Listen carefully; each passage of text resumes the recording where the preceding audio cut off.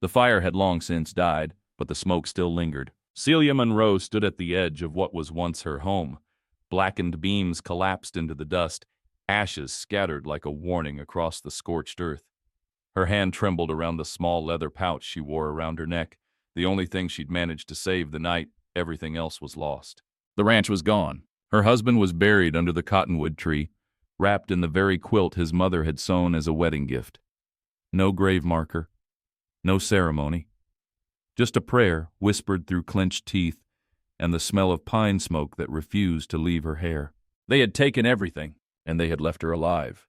That was their first mistake. 3 weeks had passed since the attack. The sheriff had called it an unfortunate robbery, claiming bandits had likely passed through in the night and fled toward the Rio Grande. But Celia knew better. Those weren't strangers. They were men from Lincoln Ridge. She'd seen one of their faces through the firelight.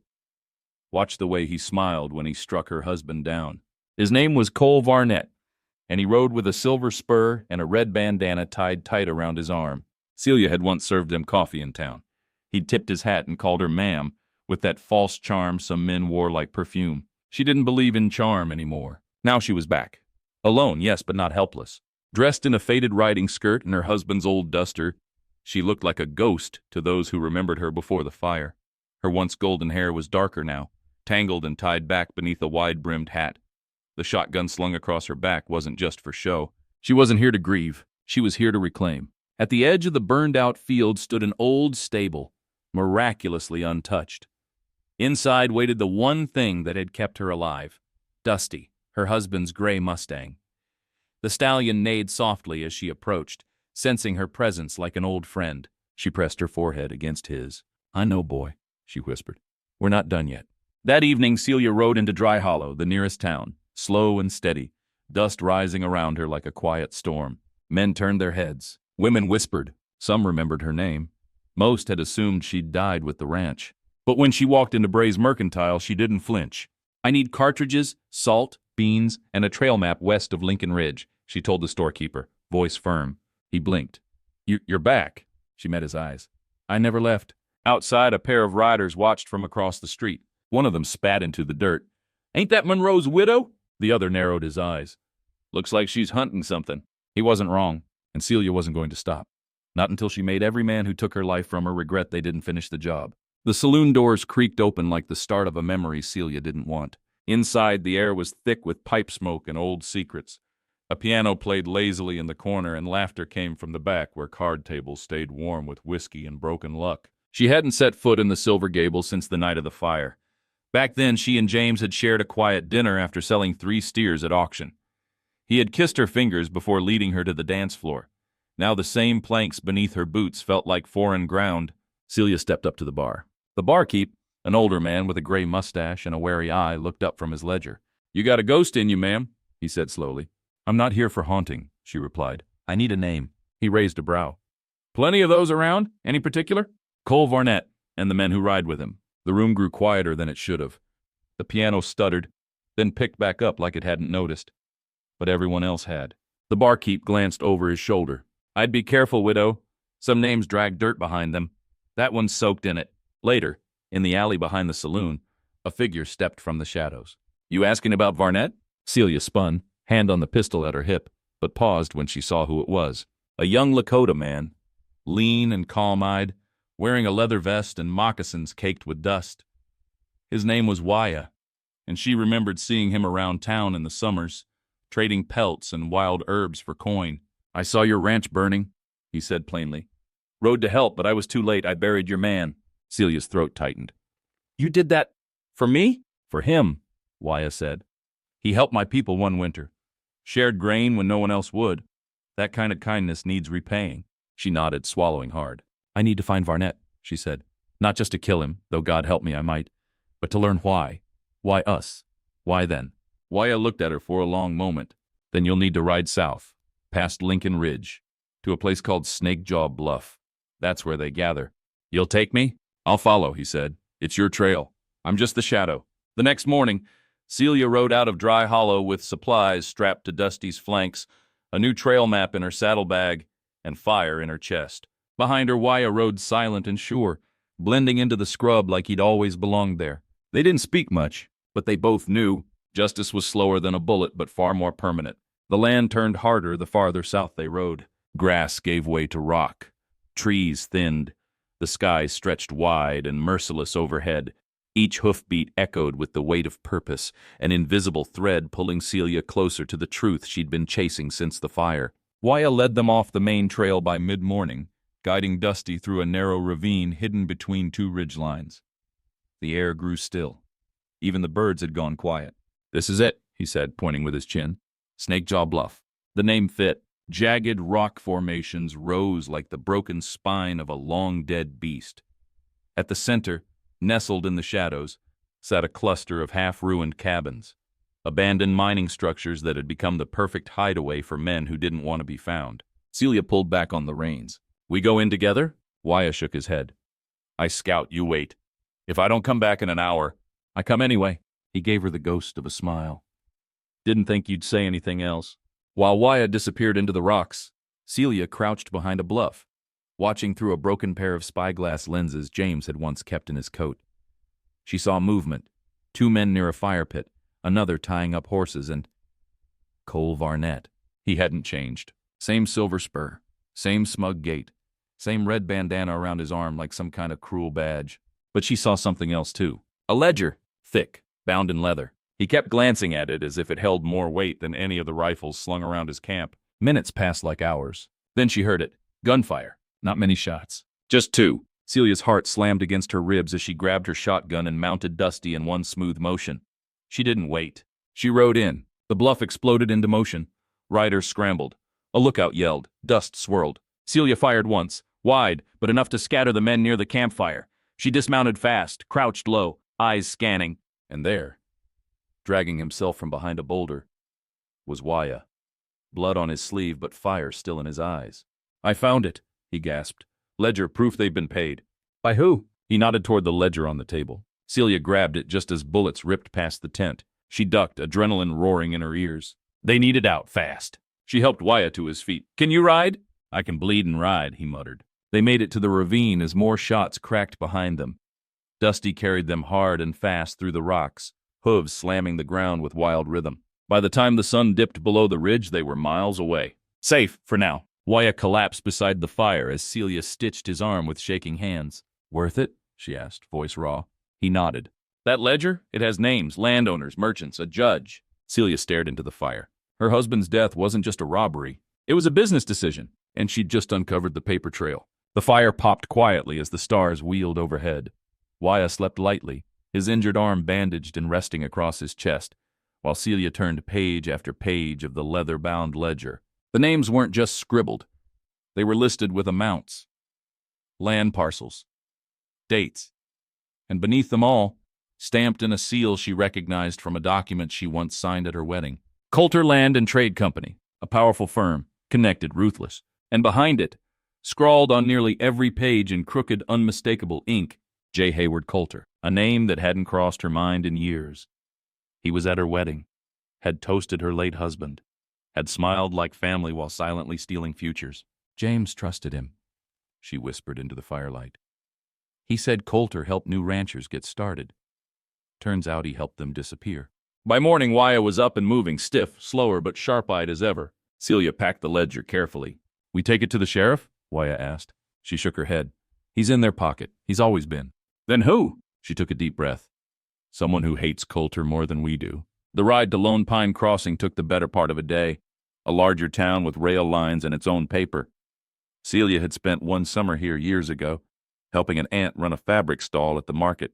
But this time, she wasn't looking for bolts of lace. She was looking for Virginia Dale. Virginia was a former newspaper editor, fiery, sharp, and once a voice that exposed land frauds and rail tycoons until her office mysteriously burned down.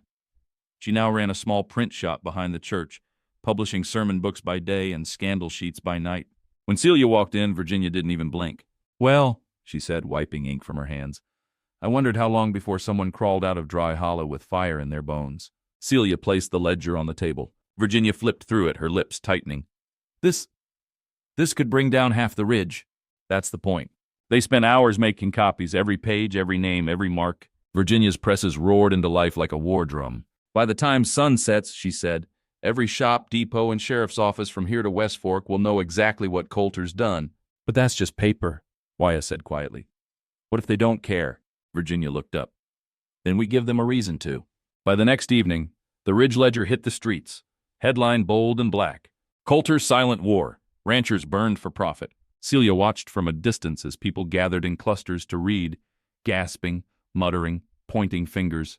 But she didn't stay long, because she knew Coulter would read it too. And when he did, he wouldn't send lawyers. He'd send riders, and she'd be waiting. They came exactly as she expected. 6 men, fast horses, faces wrapped in scarves, guns drawn not for show but for intent. Celia watched them from the crest of a ridge just outside Lone Pine Crossing, where she and Wyatt had taken shelter in an old half-collapsed barn.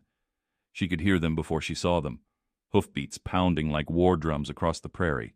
"They're not here to ask questions," Wyatt said, tightening the sling around his arm. "No," Celia murmured, loading shells into her shotgun. "They're here to silence the answer." The barn was well positioned. 2 exits, good cover, a wide field leading in. With Virginia's help, they had fortified the place in the hours after the papers hit town. Sandbags, dry barrels, a pair of scoped rifles stashed under the hay. But even with the setup, Celia knew what they were up against. Not just gunmen. Coulter's message, a warning to others not to follow her lead. The first shot rang out just as the sun touched the edge of the horizon, casting gold across the fields. A bullet tore into the barn's upper frame, sending wood splinters raining down. Celia fired back from a corner window, catching one rider in the shoulder. He tumbled from his horse and crawled into the tall grass. Wyatt took position by the rear, crouched behind the water trough with his long rifle. His shot was slower but deadly.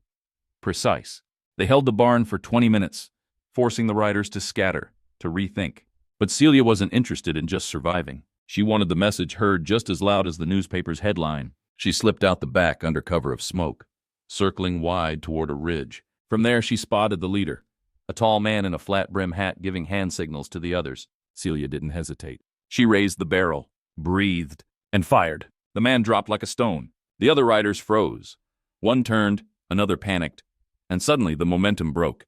They retreated, firing blindly as they rode, but they rode away. When silence returned, Wyatt limped out from the barn and met her on the hill. "Was that Coulter's man?" he asked. "His left hand," she said. "Name's Boyd. He stood over my husband's body." "Not anymore." By the next morning, word had spread again. Not just in ink this time, but in whispers. "The widow fights back. She's not done. Coulter lost men last night." And in a town where fear had ruled for years, one woman with a burned past was now forcing the future into the light. Celia stared out over the hills. One battle won. But the real war? Still ahead, because Coulter himself hadn't shown his face yet, and she planned to make sure when he did, he'd find her waiting, for days. Coulter's name was all anyone could speak of in Lone Pine Crossing. Not with reverence. No, that had withered. But with caution. Like saying it too loud might summon thunder. But something had changed. The fear that once sealed lips was cracking, and Celia Monroe had started it. In the weeks that followed the ambush at the barn, Virginia Dale continued publishing explosive headlines. Testimonies rolled in from other ranchers.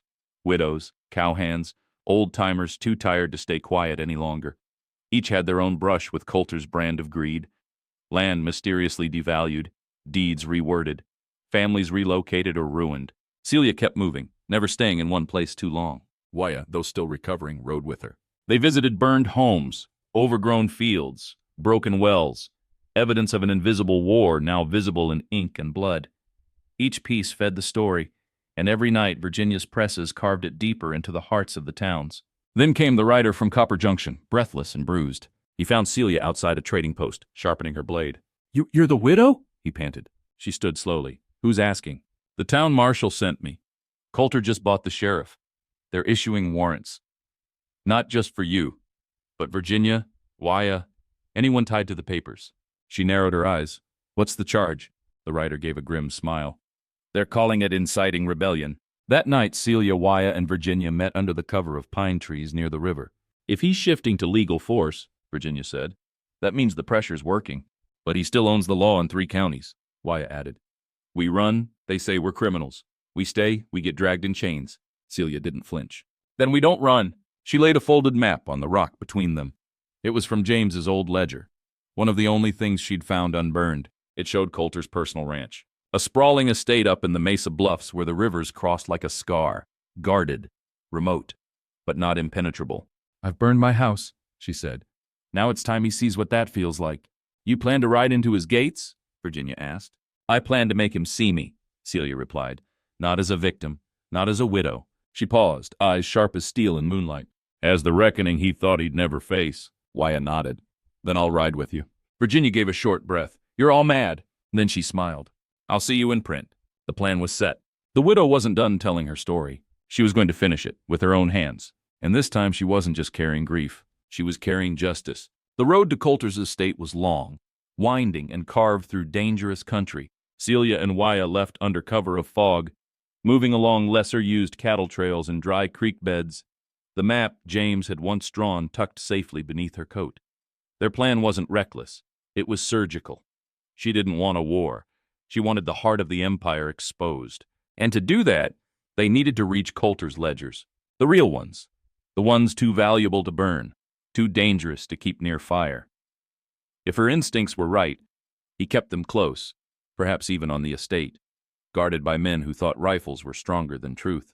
They'd soon learn better. They reached Mesa Bluffs 2 nights later. It rose from the earth like a forgotten fortress, oak-fenced, cattle-rich, with a white-columned house perched at the crest of a hill. From afar it looked peaceful, beautiful even, but Celia only saw the ash of her own ranch in its shadow. She and Wyatt camped just inside the tree line, behind a rise where the house lights couldn't reach. They spent the next day watching. Routines, shift changes, supply runs. Wyatt sketched the patrols in the dirt with a stick. Celia studied the house through a broken spyglass. At dusk she pointed.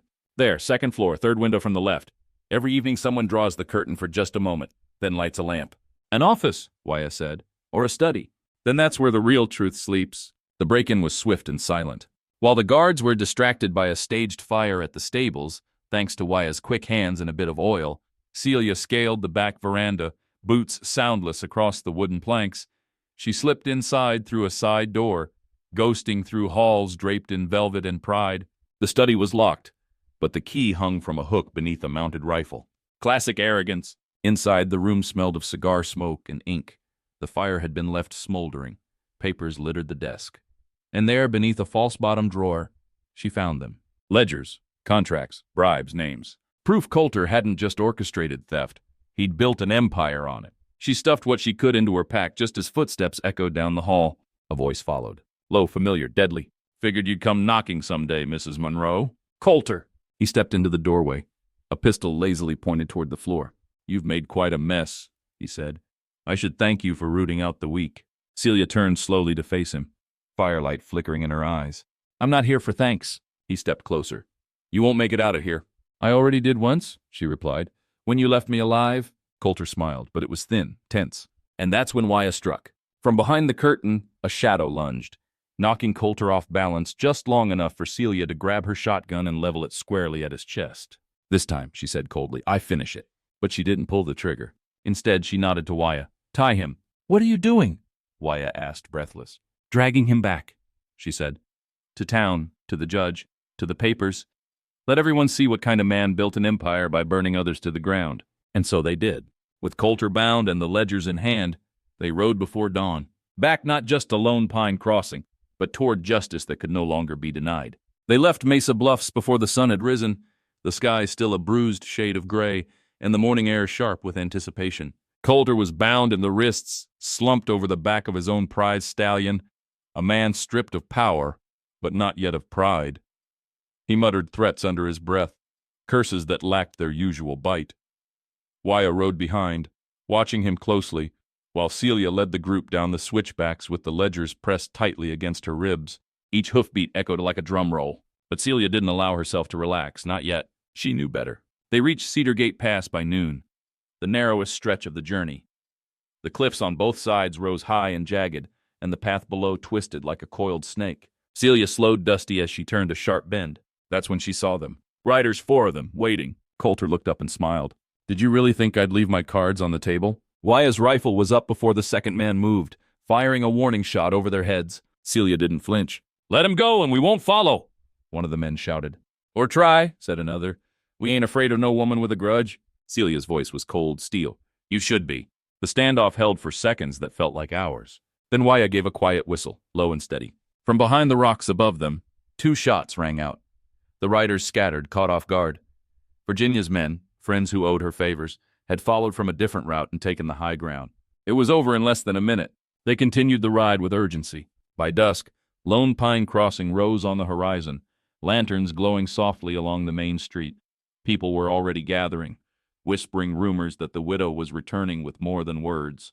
By the time Celia, Waya, and their prisoner reached the courthouse steps, the crowd had doubled. Gasps echoed through the street as Coulter was pulled from his horse and shoved forward, his fine coat torn, boots dust-covered, and face burning with humiliation. Virginia stepped forward, ink on her hands and a fire in her eyes. "Do you have it?" Celia handed her the satchel. She opened it in front of everyone. Contracts, land thefts, names, all signed in Coulter's own hand. The judge, an honest man who had lost a nephew to one of Coulter's false claims, stepped from the courthouse with a pair of deputies and a quiet nod.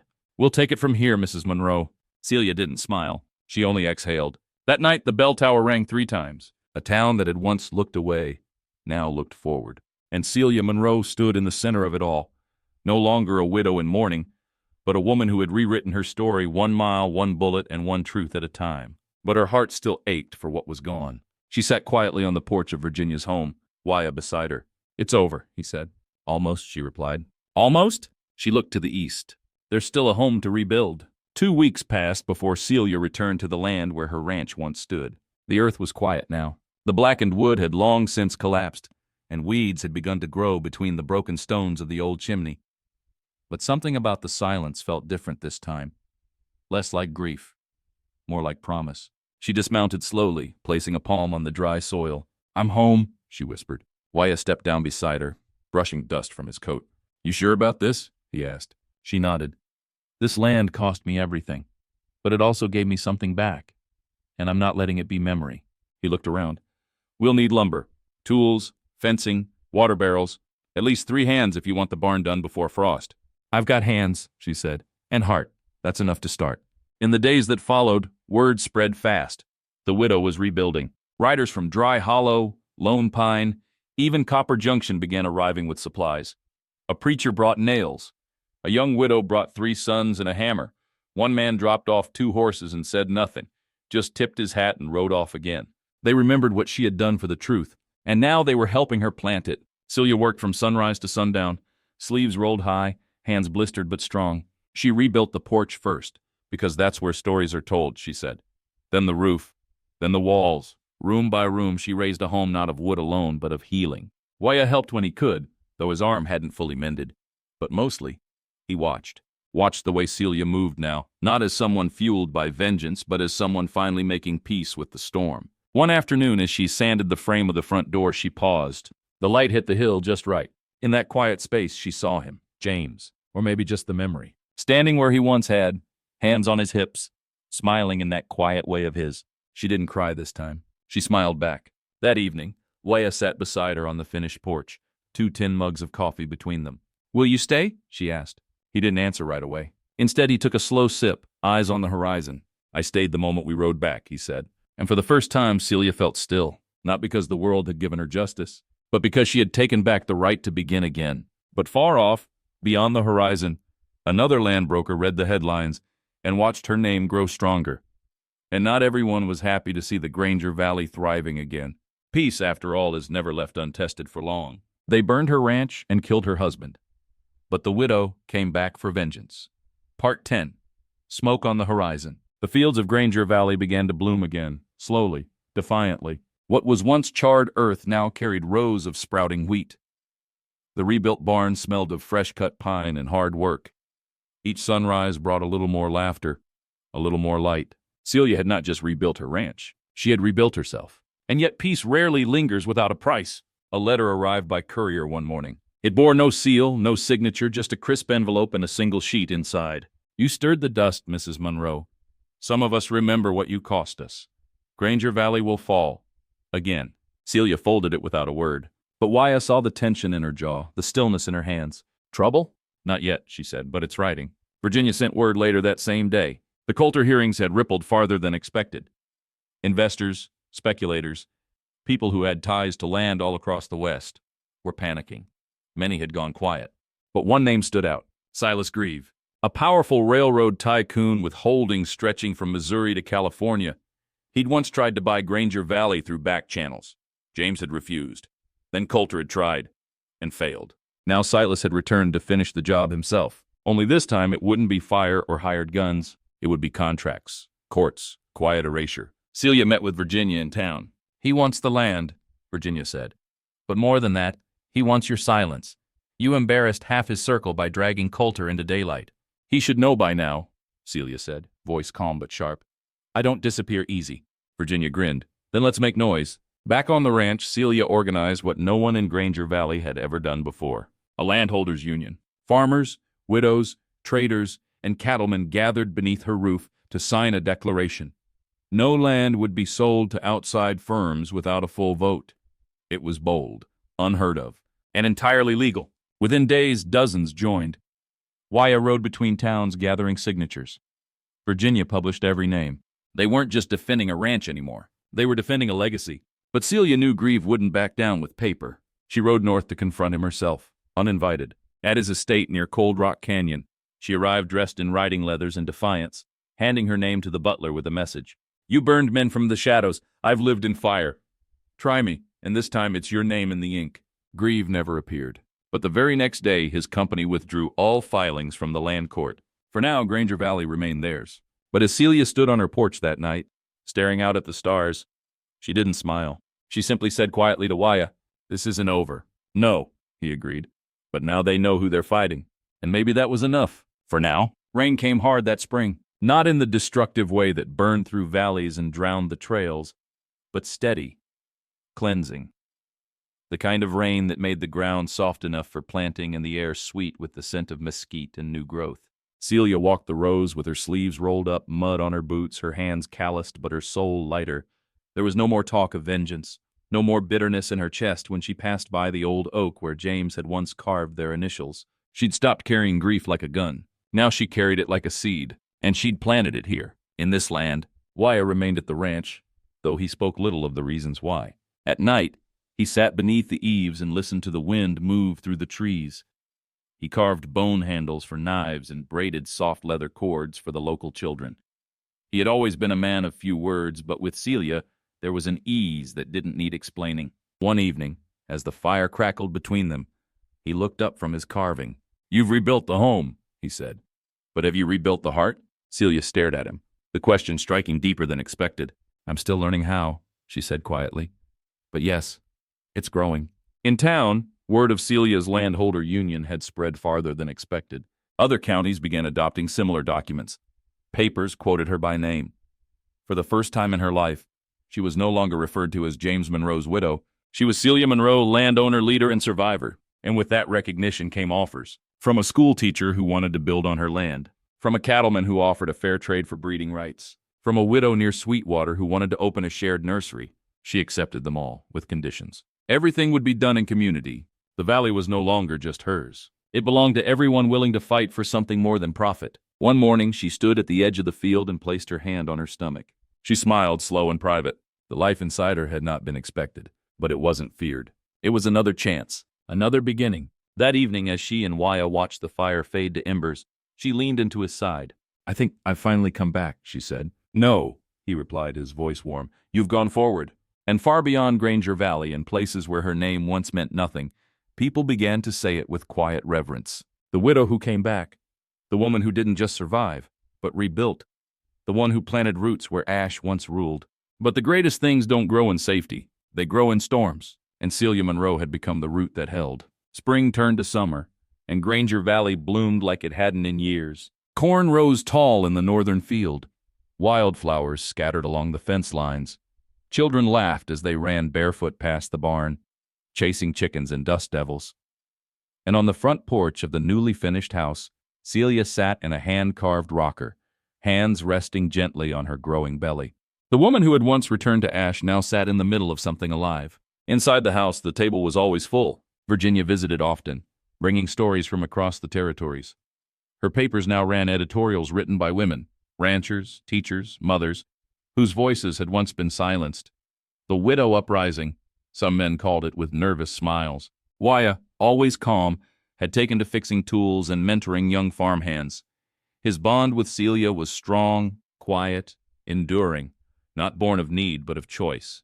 They never labeled it, and never needed to. Love had grown there, patient and unspoken. One day Celia found a box tucked beneath a floorboard in the rebuilt barn. Inside were the charred remains of a ledger, the one James had kept hidden, just in case.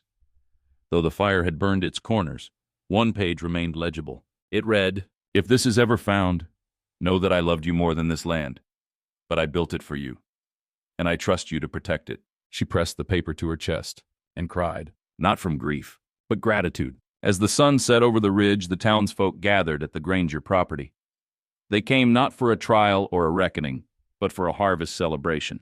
Fiddles played, pies baked, lanterns lit. Wyatt brought out 2 old chairs, setting them beside Celia's. "One for the past," he said, "one for what's coming." She looked out across the land. This was no longer the site of her loss. It was the center of her legacy. Later that night, as she walked through the rows with Wyatt, barefoot and glowing in the golden light, she whispered, "I think he'd be proud." Wyatt looked at her and nodded. "I know he would, because this wasn't just a story of vengeance. It was a story of return, of rebirth, of a woman who rose from ashes and planted something stronger, a future." The valley had become more than a place. It had become a symbol of what could grow after ruin, of what a woman could become when stripped of everything, then given the space to rise. But even the strongest roots can be tested, and some men couldn't leave the past buried. Late one night, Wyatt returned from town with news. A man had been asking around. Not about land, not about crops, but about Celia. "He's not local," Wyatt said, his brow creased. "Scar on his cheek.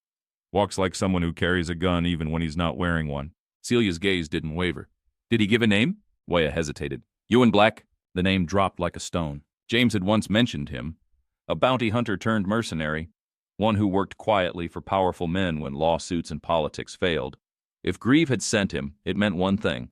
They were done playing legal. Virginia arrived the next day with confirmation. "Black's been spotted in 5 towns. Always the same pattern. Pressure the target, isolate them, then arrange a disappearance that doesn't make the papers." Celia exhaled. "So we call him out?" "No," Wyatt said. "We let him come." She turned toward him. "If he means to finish what Coulter started," Wyatt said, his voice low, "then let him see that the woman left standing isn't the one he thinks." They set the trap not with weapons, but with openness. Celia rode into town as usual. She met with the baker, shared coffee on the porch of the supply store. She walked with her shoulders back, smile easy, every step saying, "I'm not afraid." Because she wasn't, but she was ready. Black came 2 nights later. He waited until the ranch went quiet, until the wind blew just right and the lanterns flickered behind drawn curtains. He moved like a shadow until he stepped onto the porch and heard the click of a shotgun hammer drawn back. "You looking for me?" Celia asked, already standing in the doorway, firelight casting her silhouette across the porch.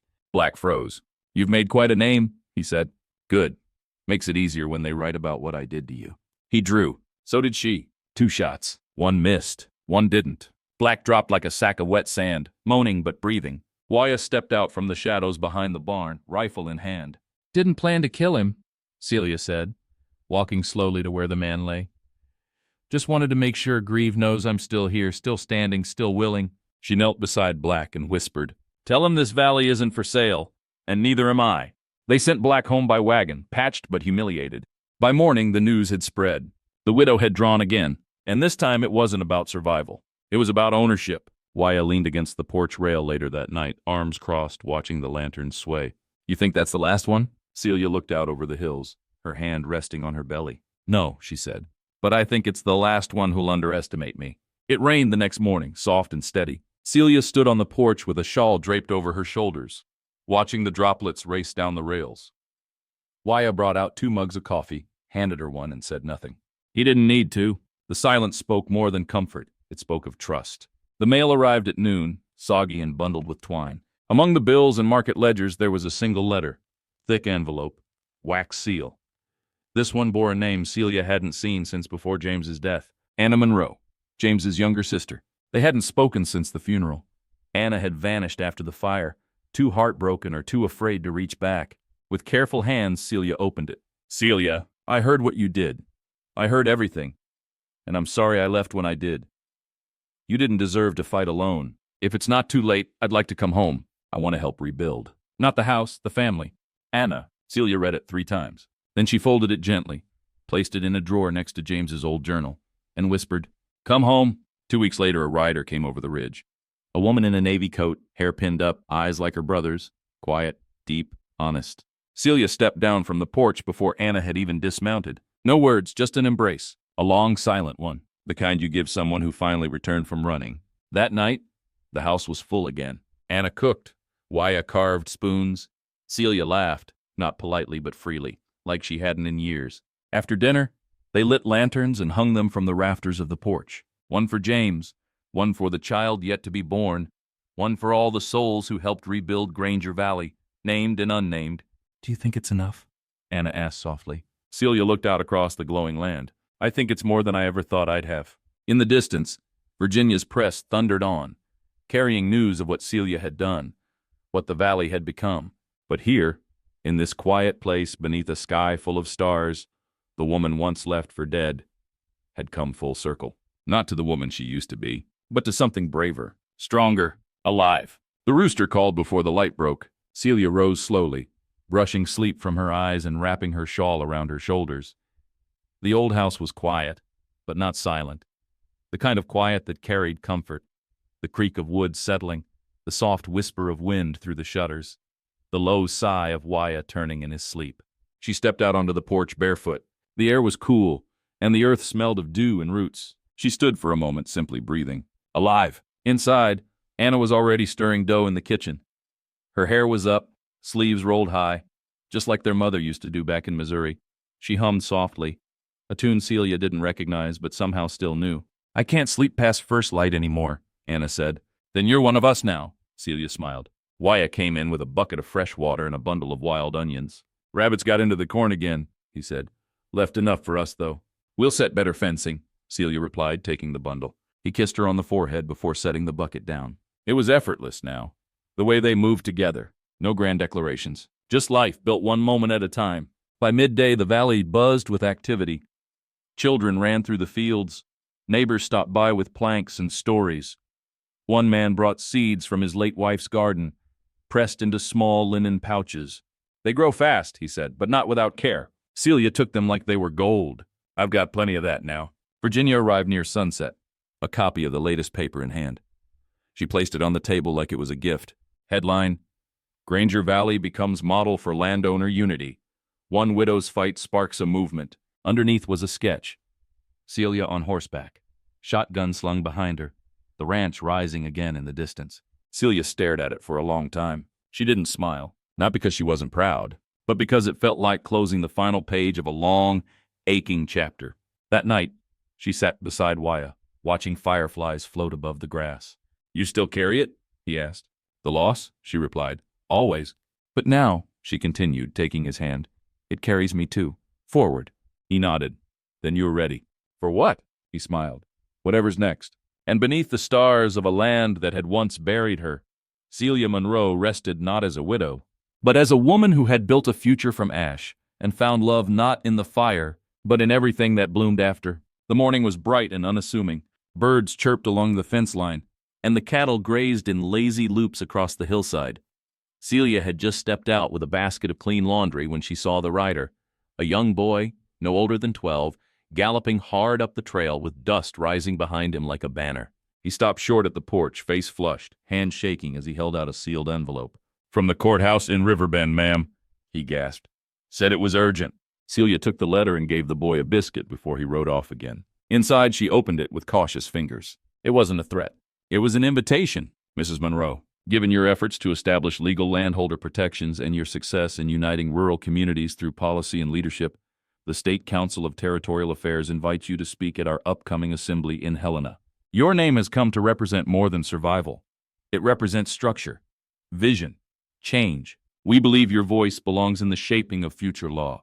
Yours respectfully, Councilman Everett Lane." She sat for a long while at the table staring at the letter. It didn't feel like victory. It felt like legacy. Like the final door opening, not toward vengeance, but toward purpose. Waya walked in and paused when he saw her expression. "You all right?" She handed him the letter. He read it, then smiled, calm, certain. "You going to go?" She nodded slowly.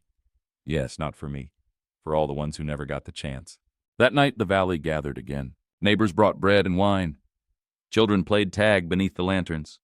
A fiddle sang on the wind. And when Celia stood to speak, she didn't raise her voice. She just told them what they already knew. That land wasn't just dirt. It was memory. It was belonging. It was blood and family and healing. And it was worth defending, always. 2 weeks later, Celia rode toward Helena. Not to testify, but to lead. Because somewhere between the ashes and the regrowth, the widow they'd tried to silence had become something far more powerful. A voice that couldn't be unspoken. Helena was nothing like Granger Valley. Stone buildings loomed instead of hills, and instead of birdsong, the streets echoed with horse carts, newspapers being barked out by boys on corners, and the steady march of boots on pavement. Celia adjusted her hat as she stepped down from the carriage, eyes scanning the courthouse steps. Women in long dresses moved with quiet purpose, and men in formal suits barely spared her a glance until they realized who she was. One by one, whispers began to ripple through the crowd. That's her, the widow from the valley. Inside, she sat at a table facing the chamber. A dozen council members sat in tall chairs, folders in front of them, pens poised. A portrait of the governor loomed overhead. Celia was handed a glass of water and given a moment. Then Councilman Everett Lane stood. Mrs. Monroe, he began, you've been invited not simply because of your survival, but because of what you chose to do after it. He paused, then said gently, we ask you now to speak not just as a landowner, but as a voice for those who cannot be here. Celia stood, and the room, noiseless just a moment ago, grew somehow quieter. She told them about the fire, the ranch, James's last breath, the betrayal, the vengeance, and then the rebuilding. She told them about the families who had been pushed off land they'd worked for generations, the women who had to carry titles because their husbands had been buried before they could sign, and the unspoken fear many carried every time someone from the cities came to survey. But we're not relics, she said, looking each council member in the eye. We are the ground you stand on. We are your roots. Applause didn't follow. This wasn't a rally. But something deeper passed through the room, a stillness laced with respect. Lane nodded. This council will draft the first version of the Granger Protection Act by month's end. Your testimony will serve as its spine. Celia sat, heart pounding. Not from nerves, from certainty. That night, as she walked through the hotel corridor with lanterns glowing soft along the walls, a woman stopped her in passing. You're her, aren't you? She asked. Celia smiled. Depends on who her is. The one who wouldn't stay down, the woman replied. I've got land of my own, and now I know I can keep it. They didn't speak again, but Celia didn't need to, because that was the moment she knew. This was bigger than her ranch, bigger than James, bigger than grief. It was a movement, and she had helped spark it. Spring returned to Granger Valley with wildflowers blooming across the hills and the river running thick and clear. But something else had taken root too. Change. Celia stood at the edge of her porch, a letter in one hand and a growing bump beneath her apron. Her fingers traced the ink of the newly signed Granger Protection Act, now ratified and spreading across frontier counties. It wasn't just law. It was shield and sword for women, widows, and landowners who had once been voiceless. Granger Trail, Waya whispered behind her, reading the news aloud. They're naming it after you. She turned, brow raised. A trail? A stretch of road along the old cattle line. Lawmakers say it was your testimony that paved the way. She laughed softly. I was just trying to keep what was mine, and now you're helping others keep what's theirs. By midsummer, Granger Valley had visitors every week. Riders, farmers, daughters of ranchers who'd crossed hundreds of miles just to shake Celia's hand. Some stayed to help, others stayed to heal. And one young woman named Loretta stayed to rebuild her father's old sawmill, which had been abandoned since the border war. She had the same fire in her eyes that Celia once carried alone. Now Celia saw it reflected in others. I never wanted to be famous, she said one night to Anna, who was stitching a quilt beside the fireplace. You're not, Anna smirked. You're just unforgettable. They both laughed, and for a moment, the old weight of memory turned light. The next day, a letter arrived from a woman in Montana. Mrs. Monroe, they came for our land last spring, but we had your words, your speech, that paper you signed in Helena. We stood together, and we didn't lose a single acre. You don't know me, but you saved us. Thank you. Eliza Breckenridge. Celia folded the letter carefully and placed it with the others. Not for ego, but for legacy. That night, as she sat under the stars with Waya, his hand resting on her growing belly, he asked softly, what are we going to name her? Celia smiled without hesitation. Hope, she said, because that's what I want her to carry. And under a sky that once held only loss, the woman who had come back from ruin had become the one people followed forward. Summer turned golden and thick with promise. The cornfield reached past Celia's waist, and the cattle grazed contentedly beneath skies untouched by gunpowder or vengeance. It had been 2 years since the fire, and every inch of the ranch bore witness to rebirth. The barn was rebuilt stronger than ever. The house had 2 new rooms, and in the front pasture a wooden sign now stood tall. Monroe Homestead, founded in fire, forged in truth. Celia stood on that porch again, this time holding baby Hope against her chest. The child had Wya's calm eyes and Celia's unflinching gaze, a quiet soul, but she watched everything, like the land had passed its memory into her little bones. "Reckon she'll run this place someday," Wya murmured beside her. "If she wants to," Celia replied, "and no one will stop her." Mail from Helena kept arriving. Requests for counsel, offers to speak at other settlements. One letter even came from as far as Texas, asking if she'd join a delegation of frontier women working to build voting rights across the territory.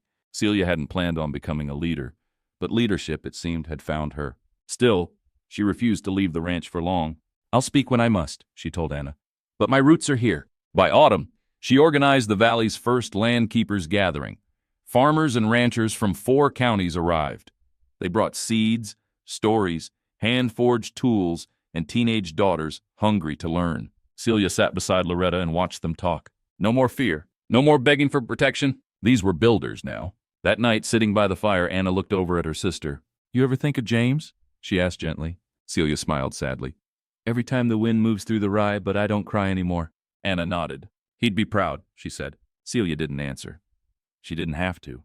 The answer lived in the soil, the laughter of neighbors, and the steady heartbeat of the child in her arms. When the fire came, they tried to bury her. But from the ashes, she built a home, a future, and a name that echoed through the valleys of the West. Not as a widow, but as a founder, a mother, a protector, and as the woman who made sure no one else had to rise alone. The years passed, as they always do on the frontier, slow in the moment, fast in memory. Children grew into ranch hands.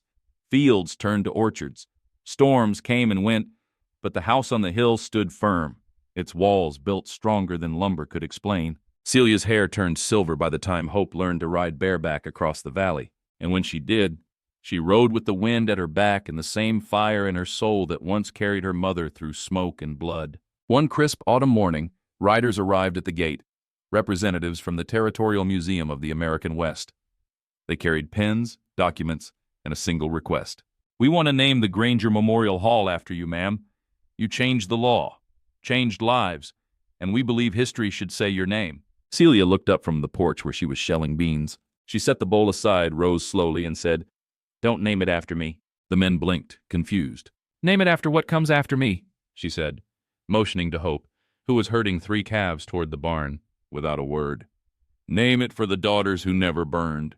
That winter Celia caught a fever. Nothing fierce, just the kind that makes a woman stop moving and start remembering. One evening, she sat by the fire, with Wya's hand in hers, and Hope sitting cross-legged by her feet. She looked at them both and said softly, "I thought vengeance was the end of my story."